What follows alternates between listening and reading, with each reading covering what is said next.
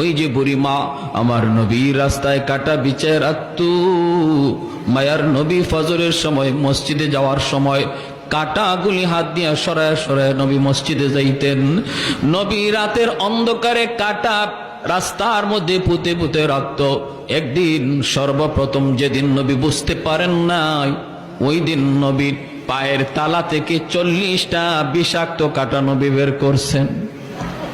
এরপরে রাতে নবী সতর্ক হইয়া মসজিদে যান।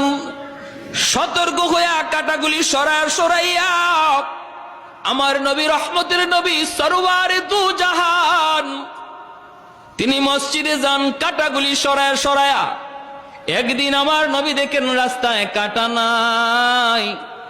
নবী জিজ্ঞেস করেন, আজকে রাস্তায় কাটা নাই কেন? মানুষজন কয়, হুজুর আপনার প্রতি যেই মহিলা কাটা বেচাইতো সে অসুস্থ, বিছানায় পড়া, এজন্য আজকে রাস্তায় কাটা নাই। রহমতের নবী কয়, আমারে তোমরা নিয়ে যাও, আমি আমার বুড়ি মারে, অসুস্থ মারে দেখতে যাব। যেই মহিলা আমার নবীর পায়ে থেকে রক্ত ছড়াইলো, ওই মহিলা অসুস্থ হয়েছে, নবী তারে দেখতে বাড়িতে যাইতেছেন। তুই কন্যা সুবহানাল্লাহ। আমরা বলে বলতাম তাড়াতাড়ি মরে না কেন?